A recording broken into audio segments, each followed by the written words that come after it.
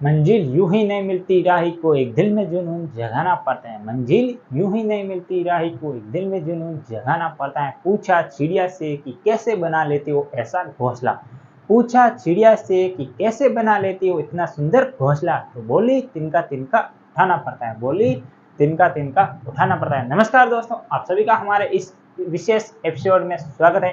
अगर आप आज हमारे YouTube चैनल पर पहली बार आए हैं तो चैनल को सब्सक्राइब और ये जो पास वाले घंटे दिखाई दे इसे जरूर दबाएं, जिससे आने वाली वीडियो की तुरंत नोटिफिकेशन आप सबको सबसे पहले मिलेगी और वीडियो को भी सबसे पहले देख पाए।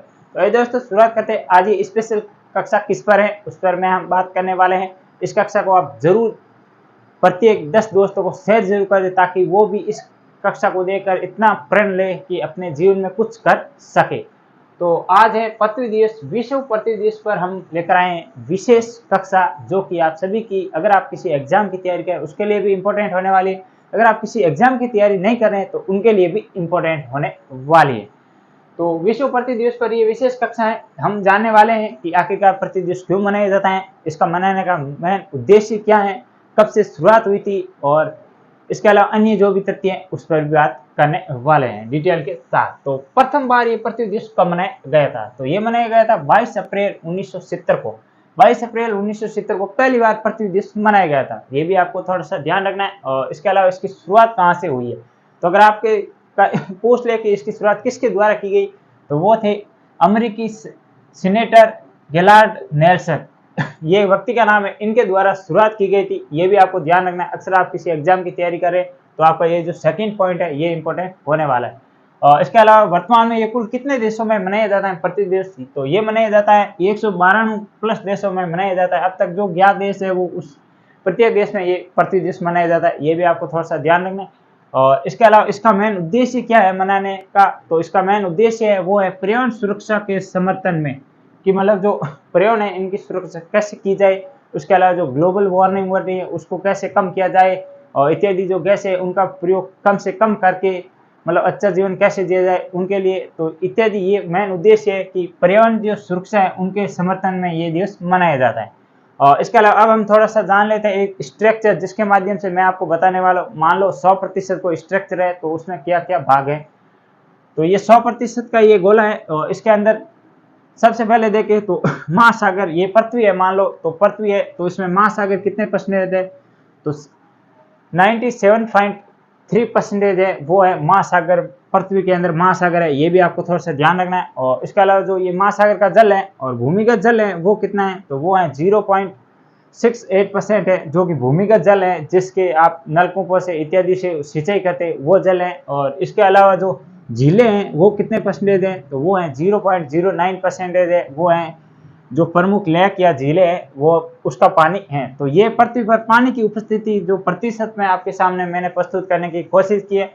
और इसके अलावा फिर हम थोड़ा सा आगे बढ़ते हैं, थोड़ा अन्य तथ्य देख लेते हैं। और जो पृथ्वी का जो उत्पत्ति का सिद्धांत है ये किसके द्वारा दिया गया था, तो ये दिया गया था बिग बैंग जो सिद्धांत है, बिग बैंग सिद्धांत। और इसके अलावा जो देने वाले कौन थे, तो वो थे एज जॉर्ज लेमेथियर। तो ये व्यक्ति है, इनके द्वारा एक सिद्धांत दिया गया था उसमें पृथ्वी की उत्पत्ति के बारे में बताया गया था। और उस सिद्धांत का नाम है, काफी बार एग्जाम में पूछा जा चुका है कि बिग बैंग जो थ्योरी है ये किसके द्वारा दी गई थी। और इसके अलावा थोड़ा सा आप देख लेते हैं कि ये 2023 की थीम क्या थी और 2024 की पृथ्वी दिवस पर थीम क्या थी। तो 2023 की थीम थी वो थी हमारे ग्रह में निवेश करें। तो ये थोड़ा सा प्राचीन क्वेश्चन हो जाएगा लगभग 1 साल पहले, तो ये मुश्किल है पूछा जा सके, पर भी क्या पता एसएससी की जो एग्जाम है उसमें पूछा जाता है। और इसके अलावा 2024 की मोस्ट इंपोर्टेंट थीम होने वाली है कि प्लेनेट मतलब ग्रह बनाम प्लास्टिक। मतलब ये दो के बीच कंपेरिजन कर रखा है कि जो हमारे ग्रह हैं प्लेनेट्स बनाम जो प्लास्टिक है उनके बारे में ये थीम रखी गई। ये भी आपको थोड़ा सा ध्यान रखना है। और उसके अलावा अब देख लेते हैं पृथ्वी एक नज़र में, पृथ्वी की क्या है भूमिका इस दुनिया में, तो उसके बारे में थोड़ा सा हम जानकर जान लेते हैं। तो कुल क्षेत्रफल कितना है इस पृथ्वी का, जो पूरा मतलब ये गोला है इसका कुल क्षेत्रफल कितना है, तो वो है 510 मिलियन वर्ग किलोमीटर। तो ये आपको थोड़ा सा मिलियन में ये थोड़ा सा ध्यान रखना है। जो एग्जैक्ट लगभग इतना हो सकता है, एग्जैक्ट तो किसी को पता नहीं है, फिर भी कह सकते हैं अनुमानित है कि इतना हो सकता है। उसके अलावा जो स्थल भाग है ये कितना है, तो स्थल भाग है वो है 149 मिलियन वर्ग किलोमीटर, ये है इसका स्थल भाग। और इसके अलावा जो जल क्षेत्र है, जो क्षेत्रफल है वो कितना है, तो वो है 361 मिलियन वर्ग किलोमीटर। तो ये भी आपको थोड़ा सा ध्यान रखना है। और इसके अलावा अब देख लेते हैं पृथ्वी का द्रव्यमान कितना है, तो वो है 5.976 मल्टीप्लाई 10।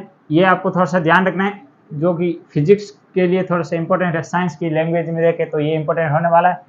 और इसके अलावा सूर्य से पृथ्वी की दूरी कितनी है, तो वो है, आप ऐसे क्रम में याद रख लेना कि 1494 और 7000 किलोमीटर, तो ऐसे आप आसानी से याद रख पाएंगे। और इसके अलावा पृथ्वी का जो उपग्रह है वो एकमात्र उपग्रह है, उसका नाम है चंद्रमा। तो ये भी आपको फैक्ट याद रखें, काफी बार एग्जाम में पूछा जा चुका है, जो कि वन डे कंपटीशन एग्जाम होते हैं उसमें ये पूछा जाता है। और इसके अलावा प्रमुख सम्मेलन वो कौन कौन से हैं, तो कौन कौन से प्रमुख सम्मेलन है जो कि पृथ्वी से संबंधित है। तो सबसे पहले जो पृथ्वी सम्मेलन हुआ था, जो कि हुआ था रियो डी जेनेरियो में, और ये हुआ था 1992 के अंदर। और ये काफी कुछ एग्जामों में ये यहाँ से क्वेश्चन आ चुका है। और इसके अलावा फिर नंबर 2 पर जो सम्मेलन हुआ था पृथ्वी से संबंधित, वो था जोहान्सबर्ग सम्मेलन, और ये भी रियो में हुआ था। जस्ट इसके 10 साल बाद हुआ था, मतलब 2002 में हुआ था, ये भी आपको ध्यान रखना है। और उसके बाद एक और सम्मेलन हुआ था, उसका नाम था रियो सम्मेलन, जो कि कहाँ पर हुआ था, रियो डी जेनेरियो 2012 के अंदर हुआ था। तो पृथ्वी से रिलेटेड ये कुल 3 सम्मेलन हुए, ये भी आपको थोड़ा सा ध्यान रखना है। तो ये थी पृथ्वी दिवस के बारे में आपके लिए विशेष जानकारी। इसके अलावा आप अपने जीवन में कम से कम 2 पौधे जरूर लगाए, और सेव अर्थ सेव लाइफ। और इसके अलावा एक ये भी थोड़ा सा आपको ध्यान रखना है कि मतलब जो ये डाटा बताएं ये आपके एग्जाम में काफ़ी बार पूछा जा चुका है, और ये इतना काम आपको करना है। वीडियो कैसा लगा मुझे कमेंट बॉक्स में जरूर बताना, और कम से कम अपने जीवन में 2 पौधे जरूर लगाएं, और अपने जो भी आस पड़ोस है उनको भी पौधे अधिक से अधिक लगाने के लिए प्रेरित करें। तो आज के लिए इतना ही, फिर मिलेंगे किसी अन्य टॉपिक जो कि आपके लिए इंपॉर्टेंट होने वाला है। तो तब तक के लिए जय हिंद, जय भारत।